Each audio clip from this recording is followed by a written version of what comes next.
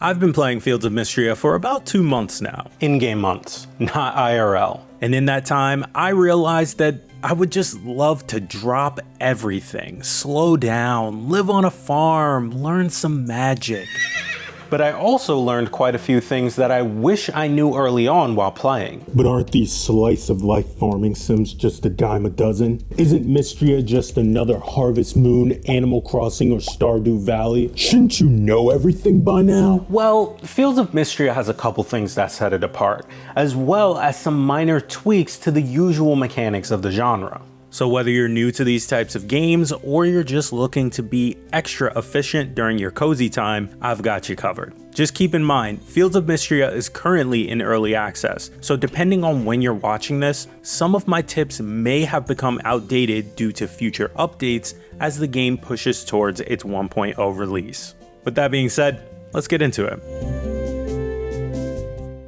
Look, I know what you're thinking. Yes, we are going to talk about some fast ways to make money. Don't worry. First, meet Avery. She'll be assisting with all of the examples today. I made Avery look exactly how I wanted her to, but I spent quite a while deciding on her hairstyle and color. Don't be like me. Fields of Mistria allows you to change everything about your character at any time by just opening up your journal. This goes beyond just cosmetics, as you can freely change your name, pronouns, and farm name at any time as well. This is also something you can do in Stardew Valley. However, it requires you to have a 4-heart friendship with the wizard to earn the Shrine of Illusions, and then each use of the shrine costs money. The process is instant and free in Fields of Mistria.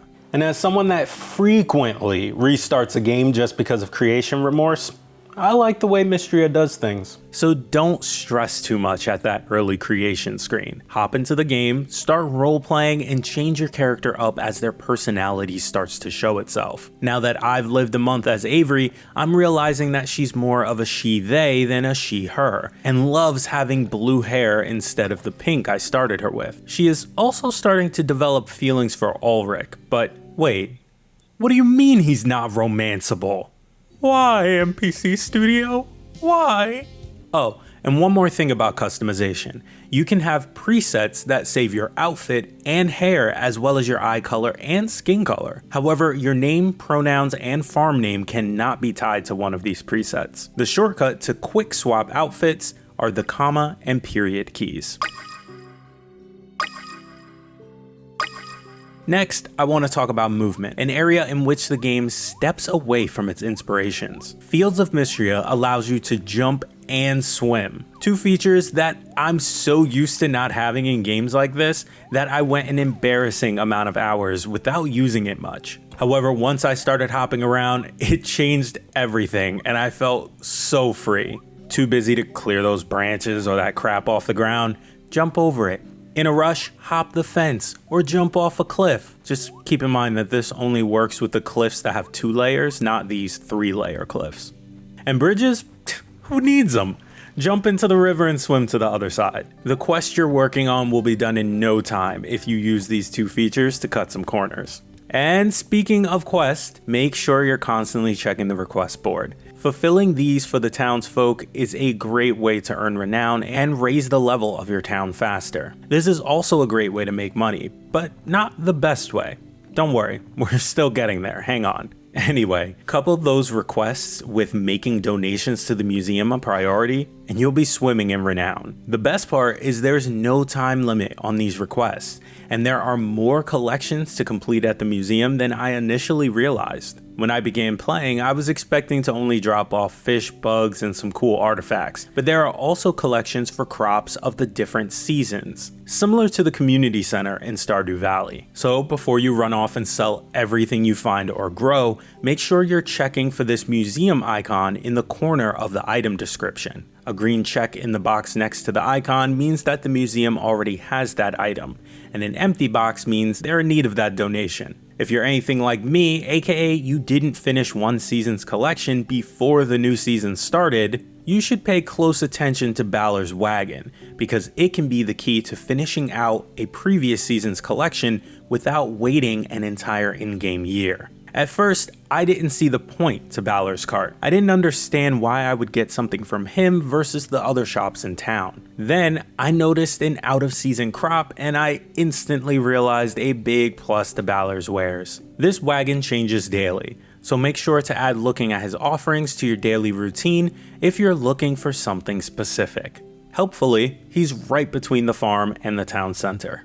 And now that I'm thinking about it, Balor's items can probably help with gifting as well. However, before you give a gift to anyone, talk to them first. I found that sometimes they will give you a hint as to what they want. For example, I recently gave Dell a ruby and she didn't care about it at all. Later on, she told me she wanted some coffee from the vendor at the Saturday market. So I bought it for her, but I wasn't able to gift it to her because I had already given her something that day. Mistria's one gift a day rule is one difference from Stardew that I don't love. The games have similar social pages, but notice how Stardew has 2 gift boxes instead of 1. However, this could be something that changes in Mistria with a future update. Quick side note, have you ever noticed that your introversion is leaking into your game persona? Like, for most of my playtime so far, I've been keeping to myself about 75% of the time and not really talking to the NPCs often. I'm working on it though. I want my relationships in game to be higher than they are at the moment. I'm just way too busy trying to be the richest farmer in Mistria, and I know I can't be with Ulrich.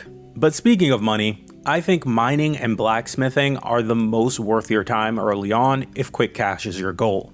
Crafting furniture and cooking meals can also be great for profits, but those 2 methods need a variety of resources. Blacksmithing is easy because once you have access to the mines, all you have to do is grab all the ore that you can find.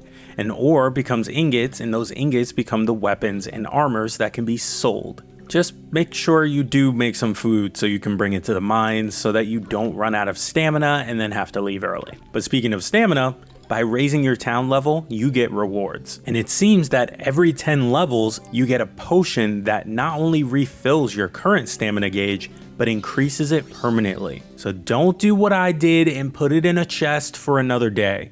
Drink it right away. And remember, you can also go to the inn for a free meal once a day, which also restores your stamina as well as your health. And speaking of the inn, make sure you head to the Sleeping Dragon Inn every Friday after 6 p.m. Everyone from the town gathers there, and there are some really fun ongoing storylines, like the town's D&D game. This weekly event showcases one of my favorite things about Fields of Mistria.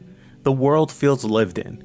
Whereas NPCs in other cozy farming sims can feel a bit lifeless and like they're just there to fill space, the people of Mistria really sell the idea that they've been living full lives before you arrive there. I love walking up to a group and hearing them chat about something, especially when they're referencing something they said to me earlier in the month, or even when they're simply reacting to the current weather conditions or the upcoming ones. And possibly the best difference between this game and Stardew Valley is you know where those NPCs are, because they show up on your map. Now I can stalk Ulrich, casually bump into him, all that I want.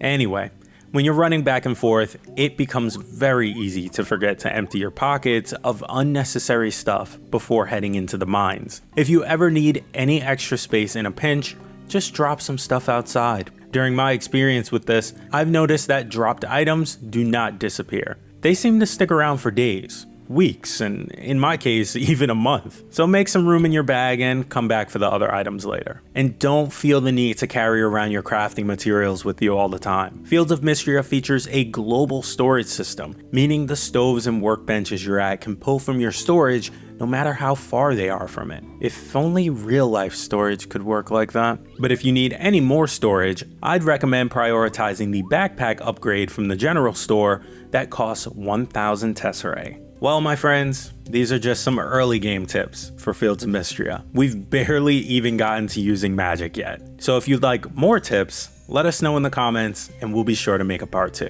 No, seriously, I'm having such a good time that I will make 50 more of these videos if you really want me to. Thanks for watching.